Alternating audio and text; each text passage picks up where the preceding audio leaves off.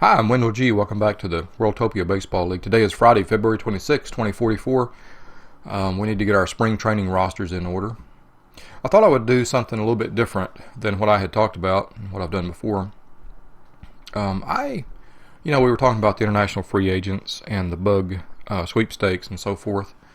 I want to go back and just quickly review. I keep track of the transactions and the complete transactions.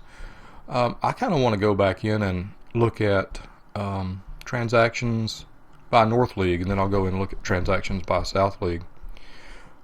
The primary, the bigger transactions. Let's go roster and transactions. Amsterdam transactions log.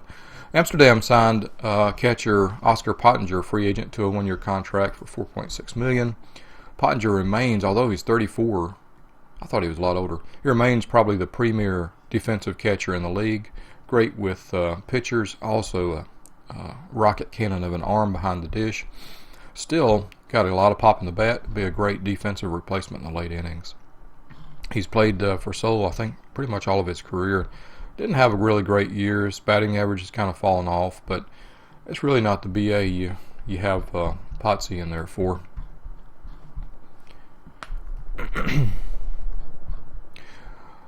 Amsterdam signed free agent second baseman Luis Franco to a minor league contract with an $11 million signing bonus. You know, is that guy a free agent? It doesn't say a minor league free agent. It doesn't say international amateur free agent. I think this is one of those guys who just pops up on the radar out of nowhere. You know, he's not listed as an international amateur. He's 23 years old, listed here as a shortstop, but he's really a second baseman. Look at that arm. He doesn't have enough arm to be a shortstop. Great speed, great base running. Mediocre bat, and $11 million signing bonus. Just something for the Amsterdam system, I'm sure. Here's a trade. Spronk, Anderton. Let's take a look at minor league catcher Gavin Anderton right quick here. Oh, good looking get. Good looking get. What did he send for that? Spronk? Oh, wow. There were some draft picks involved in, I think, too, as well. Wow. Woo. Key West gets a good looking pitching prospect. Amar, the Amar sweepstakes was won by Cairo, and there were draft picks involved in this. Amar is one of the best pure hitters in the league. Why am I looking at OSA ratings? Here we go. Amar, one of the best pitchers in the, one of the best hitters in the league, and so Cairo gets some instant bat. In return, Amsterdam got a pretty nice center fielder, some defense here. This guy can train up in the other fields as well. And Orlando Bugs Grinaldo, fine relief prospect. Fine. In fact, I'd be really interested in trying this guy in a few starts in the starting rotation. Cairo did him a few times. Let's see. Great pitching defense and stamina, too. Hold runner. International amateurs. Hector Herrera, a third of $1 million signing bonus. Something to stock up the systems. Cyril Dubois, also something to stock up the systems. A long shot here. Middle finger power. Pardon me, I got the morning congestion going on. Been eating too much wheat gluten. Let's see. Traded third baseman Chris Brown and $5 million in cash to Las Vegas, getting a first-round draft pick in return. Chris Brown, not chopped liver. Nice-looking defensive shortstop, left side of the infield. Good-looking guy, 23 years old.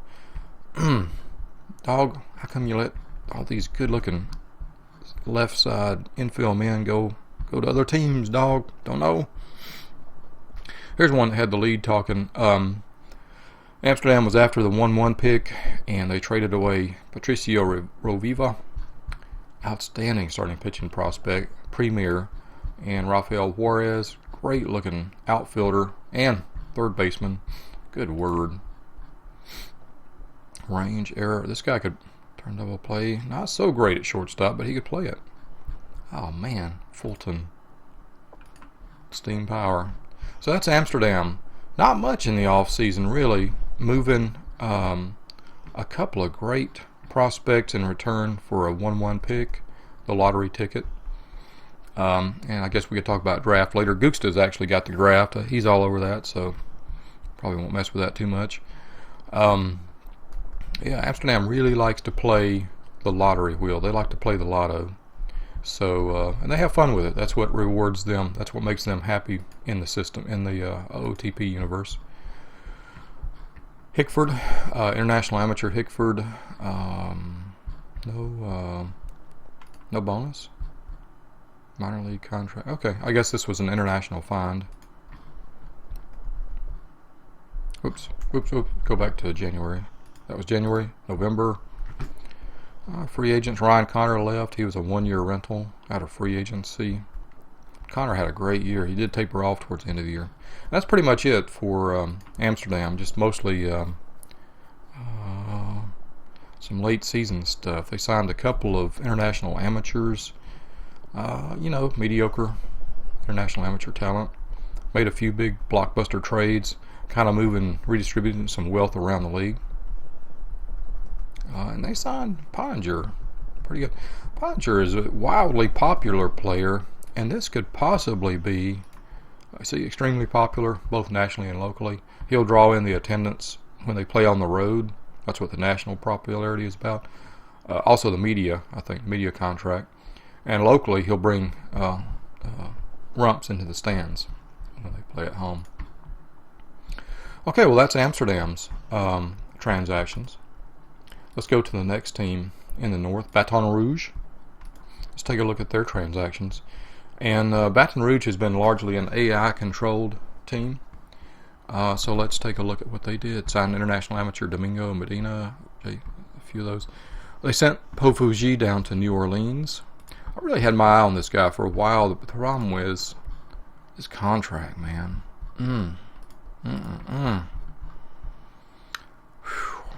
Love to have his defense and his contact, but that contract. And even though we've got money in Moscow, we don't have that much money. So pretty quiet February for Baton Rouge. November. Let's take a look at that. Pretty quiet November. This is a quick thing. Kellogg Cornflake Higham was let go to free agency, and to me this was one of the first things that Baton Rouge should have done, is to re-sign this guy. I snagged him for a 3-year, $5.2 million per contract, and he's 28. He's sort of, Kellogg Cornflake is a bit of a transition plan for me. I'm kind of getting ahead of myself, but anyway, I'm selfishly glad Baton Rouge let go of him.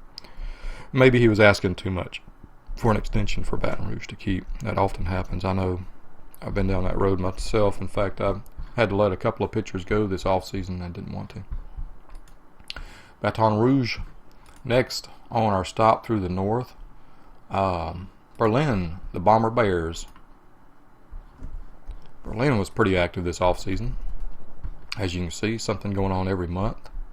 A lot of minor league churn. This makes me think that Berlin is set up to have the AI manage the minor leagues.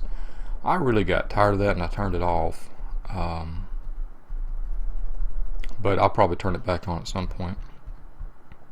International Amateur 24. Okay, yeah, Berlin made a big trade with us.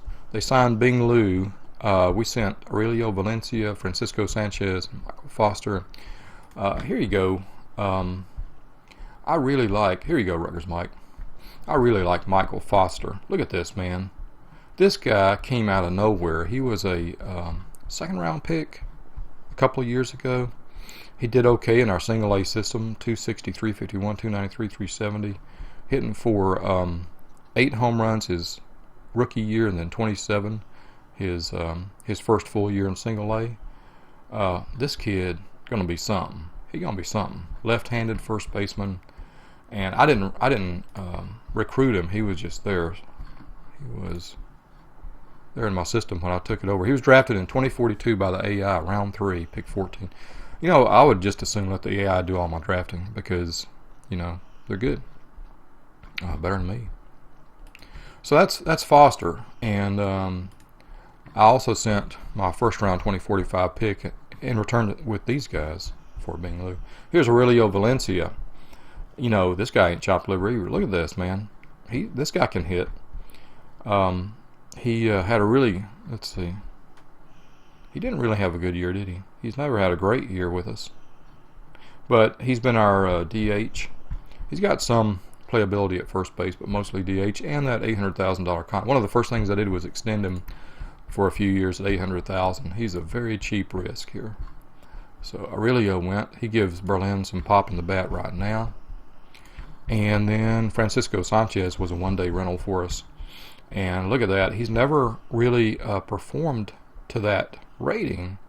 The best year he had at Dublin was he hit 280 in 2042, 283.49 with 26 home runs, which is pretty nice. I mean, look at this 30, 34, 28, 30, 26 home runs.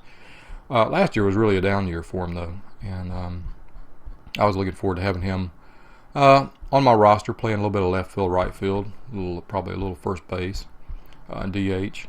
But he didn't last very long with us. I needed to move his salary to make way for Bing Liu. And Bing Liu is one of my transition plans.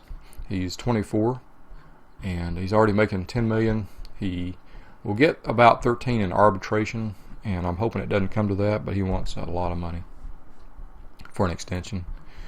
What else we got? A few discoveries here: international amateurs, minor league contracts, renewals, free agents, crews.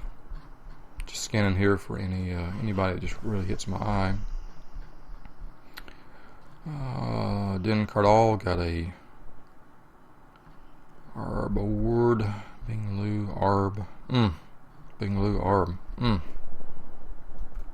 Looks like Berlin didn't go after any international amateurs. Okay. Rafael Lanz retires. Alright, well, let's go to next on the way. Berlin, I guess the biggest offseason move was moving Bing Liu to us. I'll do one more right quick and we'll put a break in it. Let's see who's next. Dublin. February. Dublin signed shortstop Ivan Camacho to a minor league. He's an international amateur guy. How old is this guy? 17, 16. I went after Camacho for a while, but it got a little bit too rich for me. Dublin also signed this guy, $80,000 contract. This is my kind of a person right here. Lottery, a long shot lottery ticket for cheap money. Dublin went after old Fady, hot stuff. A good buy at $1.1 million, a really good buy. He's listed as a middle reliever, but he can function out of the starting lineup. He's only got 35 stamina. Nobody's ever started him in a game. I would start him in a few games, and especially in Dublin's position, I would see what he's got. Francisco Sanchez went to the Mules in return for minor league prospect first baseman Andre Marchant. This was another guy in my system. Look at Marchant. He came out of nowhere. Third round draft pick last year, or 2042 I should say.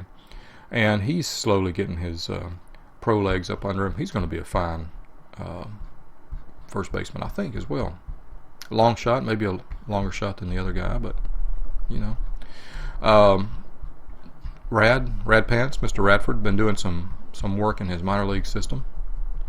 Always good to see that. Traded a second round pick to Buffalo, getting Leinderts, Weinstein, and a little bit of cash. Leinderts. Listed as a middle reliever, got stamina all day. He can do some starts. He used to start a lot. In fact, he used to be a starter on the rotation. Ooh, he's got an injury problem though. Weinstein. Yeah. Weinstein downtown. Minor league contract, huh? That'd be good. That'd be some good depth for Dublin. January. December. November. Little ARB going down here. 4-year extension. Vo Lim. Saewon Chong. 4-year extension. Vo Lim. $4 million. Yeah, Reminds me of Aurelio. Good. Good contract. And Seiwan Chong. Shortstop. Oh, nice. 24 years old. Dublin got this guy locked down. It's a good get. Had a great year last year. 297, 388. OPS plus of 102. That's good. Outstanding defense, I'm sure. Let's look at Skeeter's defense. Shortstop. Most of his life at short. Plus 3.5 career zone rating at short. You know, not so great of a zone rating last year at short. I wonder. Somebody must have had an outstanding year, because zone rating is comparative across the league, and I think it adjusts year over year. Somebody must have had a really great year at short. All right, let's see. That was November. And that's Dublin's transaction log. We're at 15 minutes. I'm going to put a break here, and we'll come back with Helsingborg's transaction log. It's going to get fun right here. I'll be right back.